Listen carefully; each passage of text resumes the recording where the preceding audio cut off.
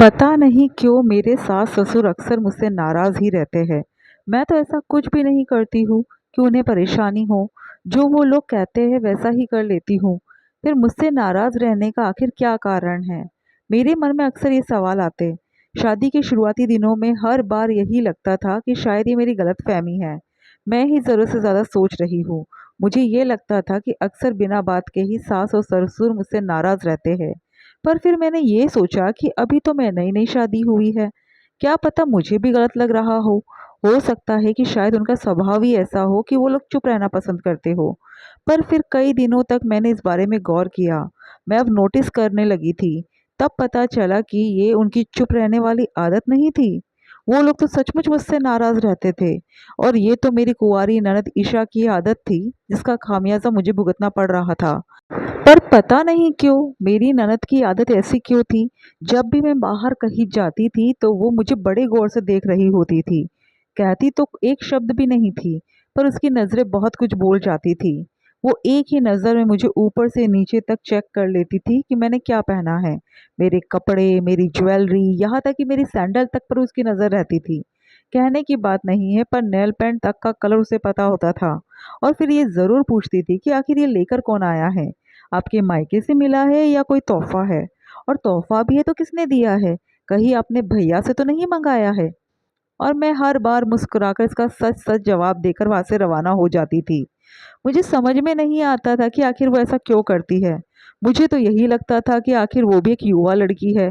उसके मन में भी श्रृंगार और कपड़ों को लेकर कई सवाल चलते होंगे, इसलिए वो पूछती है। लेकिन मेरा ये सोचना मेरी गलतफ़हमी साबित हुआ और बहुत जल्दी ही ये बात मुझे समझ में आ गई। जब एक दिन सासू माँ की मुझसे बहस हो गई। बात कुछ भी नहीं थी। मैं 2 दिन के लिए अपने मायके रुकने गई थी। मकर संक्रांति का त्योहार आ रहा था, तो मम्मी को मेरे ससुराल में सबके लिए शगुन और कपड़े भेजने थे, इसलिए मम्मी ने मुझे अपने साथ शॉपिंग करने बुलाया था। तब मम्मी के साथ मेरा बाजार जाना हुआ। वहीं पर मुझे अपने लिए एक सैंडल की जोड़ी पसंद आई थी। मेरे पास पैसे थे जो मुझे शादी के बाद रिश्तेदारों के घर जाने पर शगुन के तौर पर मिले थे। मैंने उन्हीं पैसों से अपने लिए वो सैंडल खरीद ली और वापस घर आकर उन्हें अपने बैग में रख लिया। 2 दिन बाद जब मैं पापा के साथ संक्रांति वाले दिन अपने ससुराल पहुंची, तो सारा सामान वही बाहर वाले कमरे में सजाकर आस पड़ोस की औरतों को दिखावा कर दिया गया। सामान देखकर सासू माँ भी खुश थी।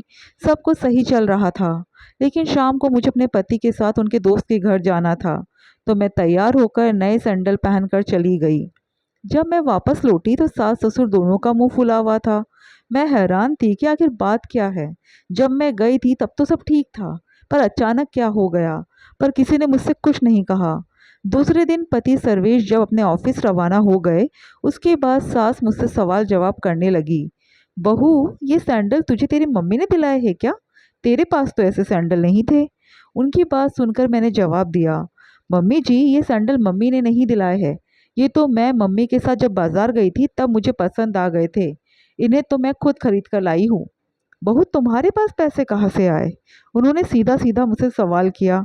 तो मैंने भी सीधा सीधा जवाब दिया, मम्मी जी, मेरे पास शगुन के पैसे आए हुए थे, उसी से खरीदे हैं। सीधा सीधा बोलना कि ये पैसे तुझे सर्वेश ने दिए हैं। अगर तुम नहीं बताओगी तो क्या हमें पता नहीं चलेगा? बस तुम लोग तो पैसे लुटाने में लगे हुए हो।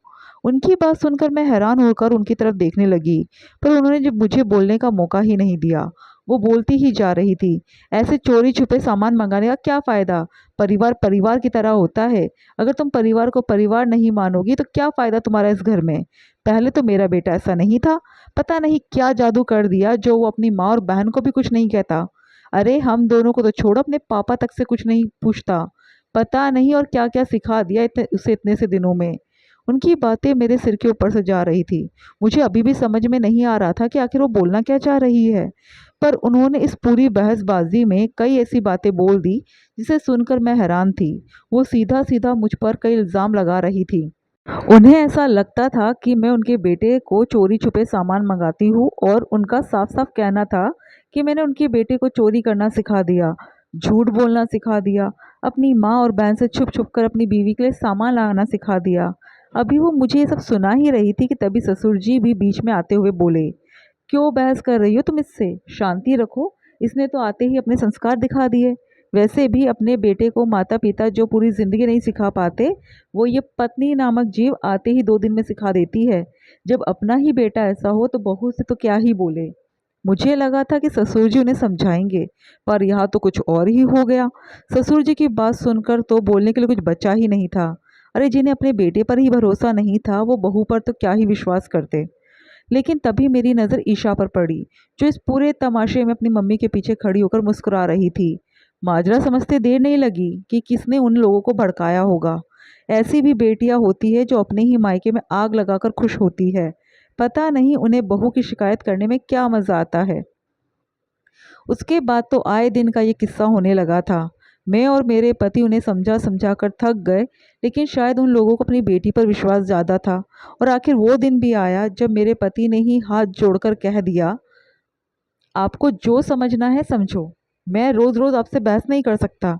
ये मेरी पत्नी है और इसकी सारी जिम्मेदारी मेरी है। मेरी पत्नी के लिए जो लाना है मैं ही लेकर आऊँगा, किसी और से तो मंगाने से रहा। अब कुछ लोगों को शिकायत करके मज़ा आता है तो उसका मैं कुछ नहीं कर सकता। बस उस दिन के बाद से सास ससुर मेरी और मेरे पति की बुराई हर तरफ करते फिरते। बुरा तो बहुत लगता था, पर हम लोगों ने ध्यान देना छोड़ दिया। आखिर हम शांति से अपनी ज़िंदगी जीना चाहते थे। वो कोई मौका नहीं छोड़ते थे हमें उकसाने का, पर हम लोग उन्हें नज़रअंदाज कर अपने काम में लग जाते थे। तो धीरे धीरे उन लोगों को भी समझ में आ गया कि अब हम इस बारे में बोलना ही नहीं चाहते। तो अब वो लोग भी चुप रहने लगे थे। लेकिन इसके बावजूद भी उन्होंने हमारी बुराई करना नहीं छोड़ा, और ना ही ईशा ने हमारी शिकायत करना छोड़ा। खैर कुछ दिन बाद ननद ईशा की भी शादी हो गई, और अभी कुछ दिनों से वो यहीं पर अपने मायके में है। तीनों माता पिता बेटी कमरे में बैठकर खुसुर फुसुर करते रहते हैं, लेकिन सर्वेश और मुझसे कुछ नहीं कहते। हमारे आते ही चुप हो जाते थे। हमने भी ज़्यादा कुछ नहीं पूछा। लेकिन आज सर्वेश और मुझे सासू माँ ने अपने कमरे में बुलाकर जो बातें बताई, उसे सुनकर हम दोनों हैरान थे। आज जब ननद पर उसकी सास इल्ज़ाम लगा रही थी तो दोनों सास ससुर मुझसे नज़रें भी नहीं मिला पा रहे थे। उसके ससुराल में इतने से दिनों में ही इतना हंगामा हो रहा था, पर ननद ईशा की हिम्मत तक नहीं हो रही थी मेरे या सर्वेश के सामने ये सब कहने की।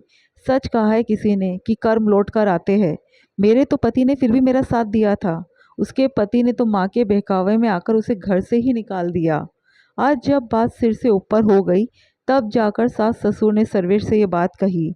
ये सुनकर सर्वेश ने ईशा की तरफ देखा। तब ईशा ने हाथ जोड़कर कहा, भैया भाभी मुझे माफ़ कर दो। मेरे ही कर्म है जो लौटकर वापस आ रहे हैं।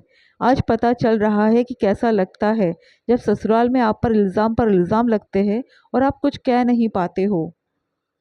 खैर मैंने और सर्वेश ने ये सुनकर कुछ नहीं कहा। आखिर बहन कैसी भी हो, कितना ही भाई भाभी की जिंदगी में आग लगाए, लेकिन उसका ससुराल बिगड़ते कौन भाई देखता। इसलिए आज सर्वेश उसके ससुराल में उसकी सास और पति से बात करने गए थे। सर्वेश की कोशिश और ईशा के ससुराल वालों के रिश्तेदारों की मध्यस्थता के कारण बात संभल गई।